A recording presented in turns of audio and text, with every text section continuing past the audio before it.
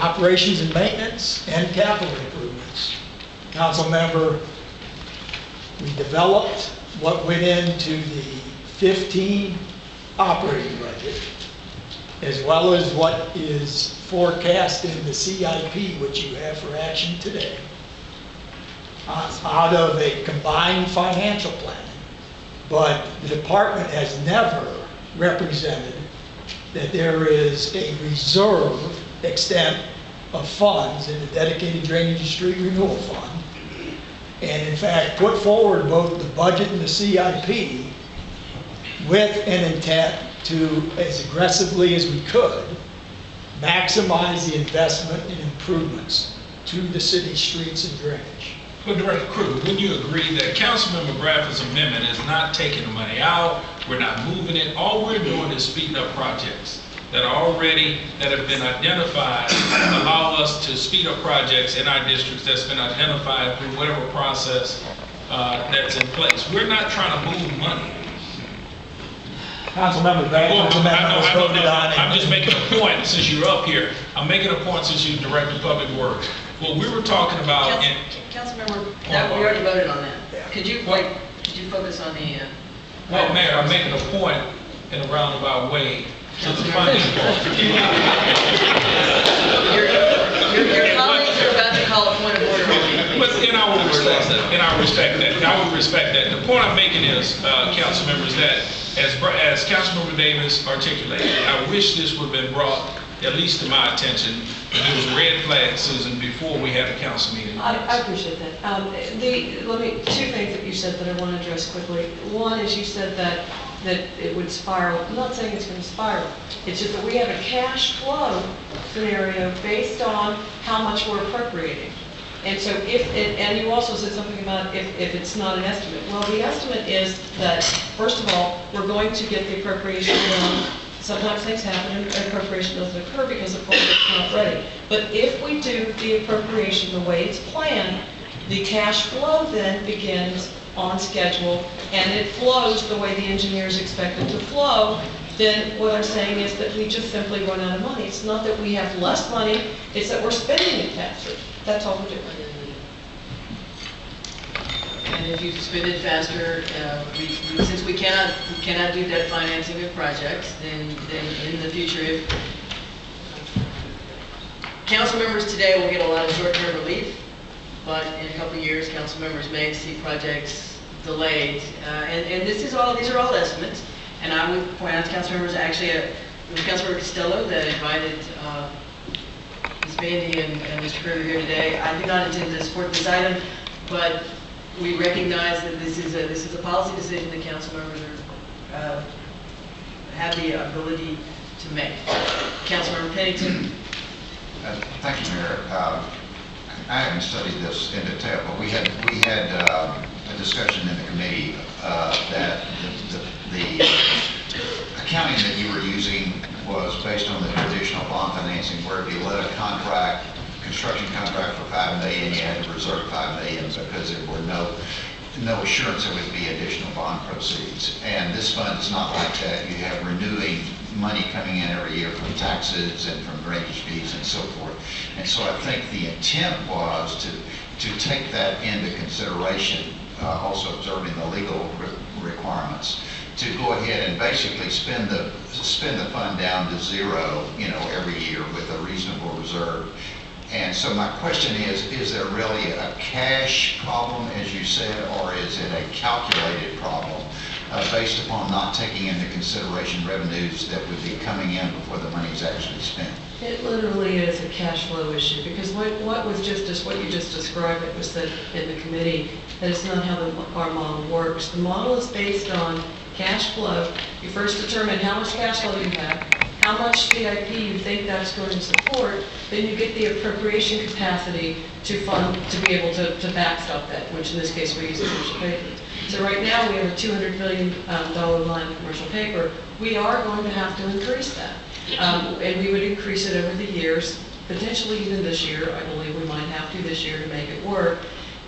But that's just, we don't use that commercial paper in theory because it's never intended that we go into the negative to actually use that.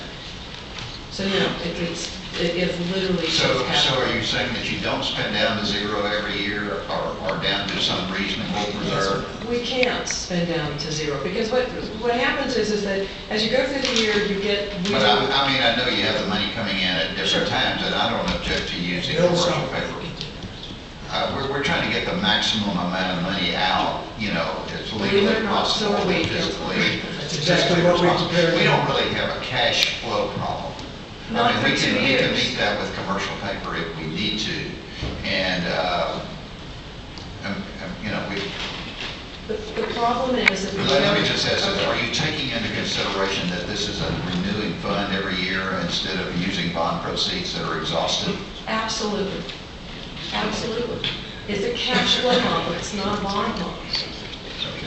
And the second question is, you've associated, I don't know, some categories of expenditures. Are these specific projects, or are these just categories of expenditures that you kind of propose, the money is proposed to be used for? Do you know the answer to that question? I'm unclear, Councilmember. Well, the last part of the amendment says that the money shall go allocate the 19 million to the following line items. You know, it talks about concrete panel replacement, location B, whatever. Are these specific projects, or is it general categories?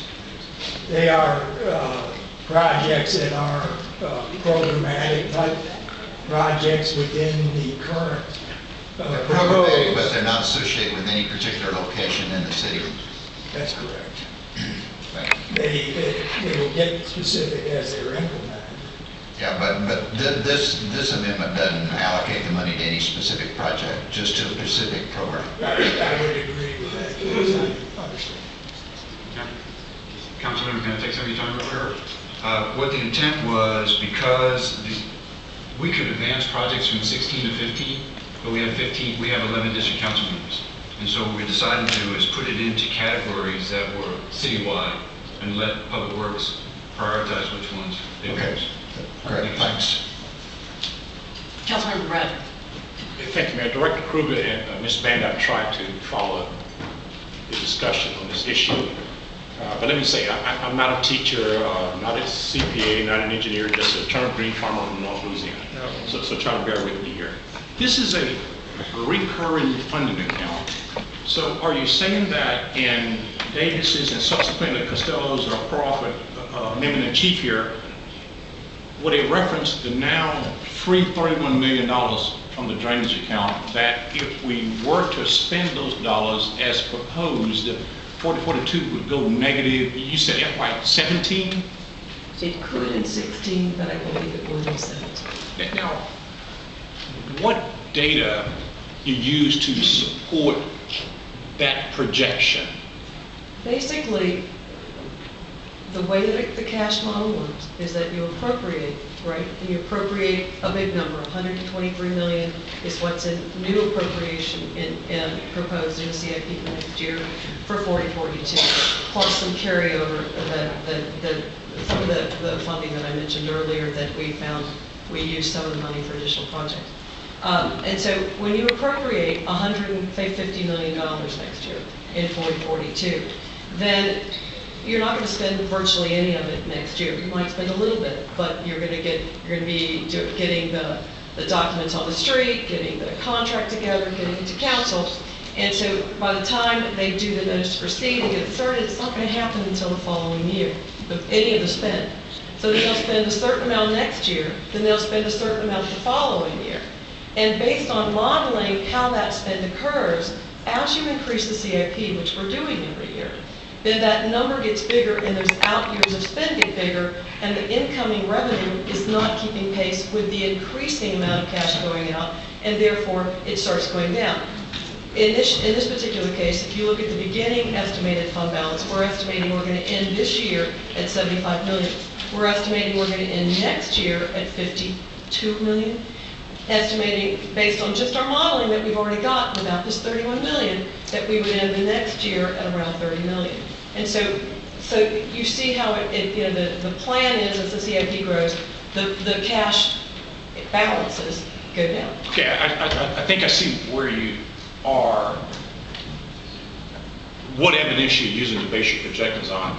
So as I understand it, at this point, it's purely a policy decision there's not a financial reason why we could not approve Councilmember Davis' amendment today with the proviso, as he indicated, that if we need to adjust a year, 2 years down the road, we could do an adjustment. That's nothing from a financial standpoint would impact us with this amendment today. I can't disagree with that statement. Pardon me? I cannot disagree with that statement. Wait. You said you cannot disagree, but do you agree with it? Do you concur? Okay, just like you described yourself, I'm the CPA. And so from my perspective, setting something up to where I believe it's going to go negative in 2 years is not fiscally sound. Fair enough, but you making the assumption that this body actually does fiscally sound things. I hope so. You just stated her opinion. But let me simply say that I think there's room to do the amendment and come back with adjustments if need be, whether it's next year or 2 years down the road. So for that reason, I will be supporting. And thank you for your commentary. It was very helpful in getting to me where I am. Thank you, Councilman. Councilmember Stark. Thank you. Assuming that everything that you're saying is accurate,